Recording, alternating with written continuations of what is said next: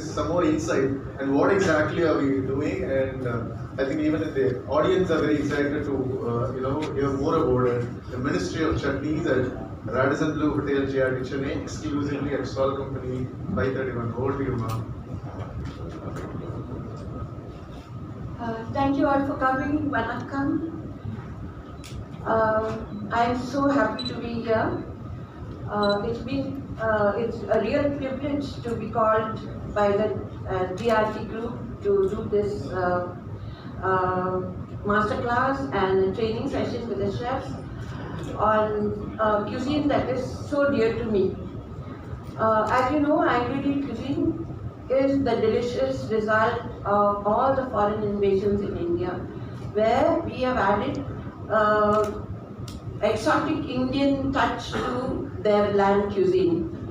And this cuisine came into existence more than 200 years ago and slowly evolved over time to what it is today.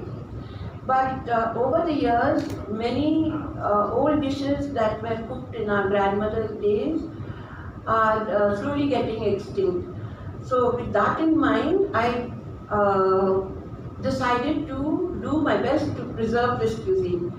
And this is what we are going to do now at the Radisson Blue GRT Chennai.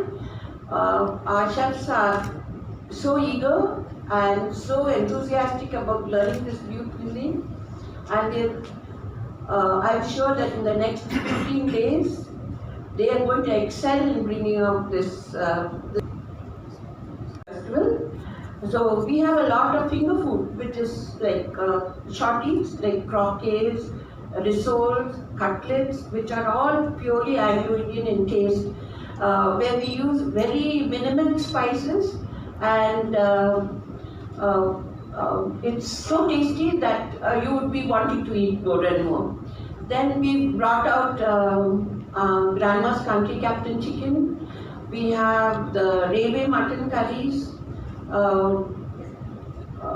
We have some really good prawn temperados, which is a legacy of the Portuguese, and some dishes that are very close to our community, which is the saffron coconut rice, mutton or lamb minced ball curry, and a special relish which only Anglo Indians make, which is known as a devil chutney.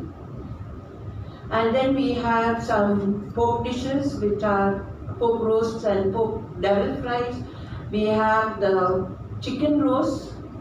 So, the menu we have curated is like a cyclic menu, which we would be changing it along the way. As well, including Madhav, I see. Actually, if you go back, I'll just give you a very brief history. Not that I'm just going to spend too much of time because we're ready to take on any questions. But at the outset, before I even start, I must say that this whole concept of having an Anglo Indian food festival, as he said, rightly said, started from GRT, and I must really congratulate the chairman and the GRT group, the CEO, who is a visionary by himself, Mr. Natarajan, and of course the CEO, Mr. Vikram Kota, and the wonderful team they have. They were able to think of something which nobody can see. The last time I saw an Anglo Indian restaurant was when I was in Australia. That was in one part of Sydney, and I saw another one in Brisbane, which was, of course, like all Indian restaurants, they're far from really authentic Indian food. When it's done in India, it's so beautiful, it's so authentic. And so that is actually the whole crux of this. So I'm really happy that GRT Group of Hotels has been thinking of this Anglo Indian cuisine, because it's a cuisine that is developed in the British Raj. And he even said it's a dying cuisine. I definitely won't agree with him as the National Vice President of the Anglo Indian Association. I definitely won't say it's a dying cuisine. Neither will Bridget agree with me on that. It's very much, except it's not commercialized. And I think, not that GRT is going to do it in a commercial way, but then they're going to do it in a way that it will spread the message across. And a full-fledged restaurant is in the making, which is something really, really we're all looking forward to, because there's never been, I've traveled the length and breadth of the country, addressed many branches and associations all over the country. I'm yet to come across in any proper 5-star hotel an Anglo Indian restaurant dedicated to Anglo Indian. This will be the first of its kind. I need to be immediate to GRT a big hand for it. Thank you, Chef. So, this cuisine. My name is Bridget White. I am an independent food consultant in Anglo Indian cuisine. Food is Anglo Indian. Normally, food is basically South Indian food. You said it is invented by Anglo Indian.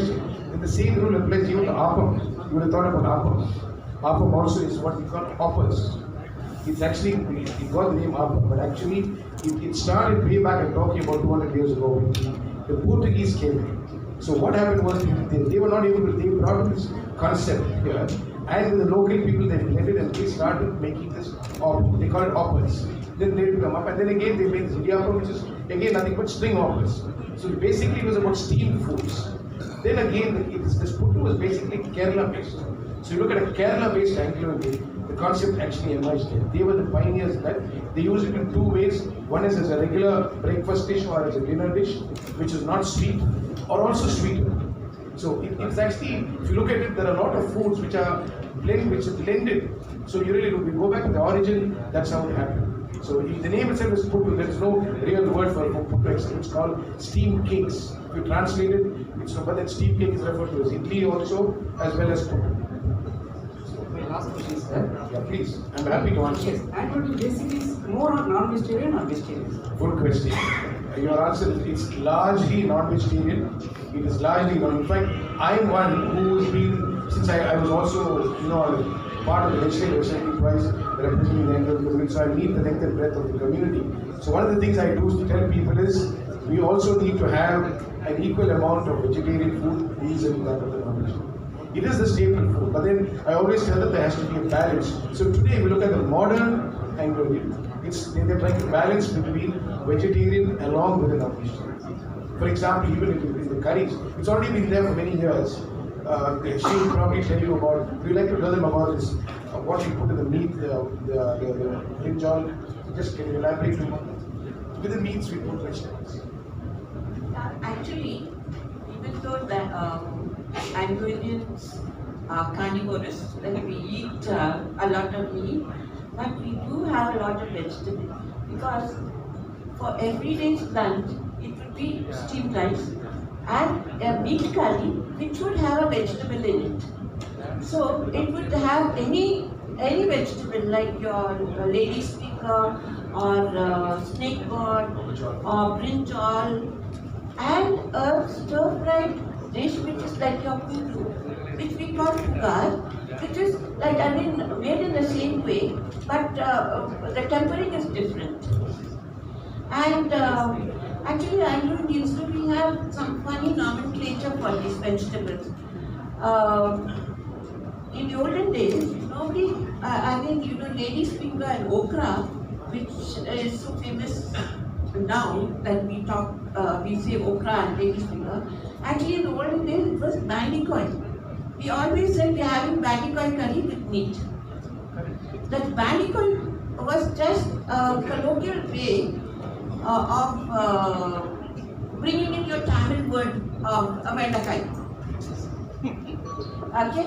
And then another thing is your pikanka, your rich word. They couldn't pronounce pikanka, so it became pikinkoi. Till today, we say yes, we are having pikinkoi with meat. So, not necessarily that we are just purely non-vegetarians. We do have a lot of vegetarian dishes as well. So all Anglo Indian food based on Indian cuisine. Yes, it's the dishes result of both the cultures, European as well as Indian. Because if you look at it basically by itself, near British food is not going to be tasty, to tell you the truth. Let's face it. So it is this blend of Indian food with British food has given us the best of both worlds. And that is what actually is. So it is not too spicy, any of the foods. it's very much within control, so you don't have to have tears in your eyes or holding your nose. To that extent, it's worked out. So it is definitely the Indian strength became greater than the British. I mean, what I mean to say is the Indian food, part of the food dominated the British part, and it became largely Indian, and say 40% British, 60% became Indian. Yeah, we are very judicious with the use of our spices. And we don't use everything that's available in the kitchen. Certain dishes call for certain ingredients only. And there's a certain combination of spices which go into each dish. So it's never exceeded. Everything is used in moderation. More like a comfort food. Anglo Indian food is never heavy. It's like what you call comfort food. Normal things. If in Indian cooking you use about 4 chilies, they use just about 1 chili in that. So just to bring down the tone of the spiciness. Same thing with the pepper, or same thing with any other spices which all originate from India. They use it to a very minimum level.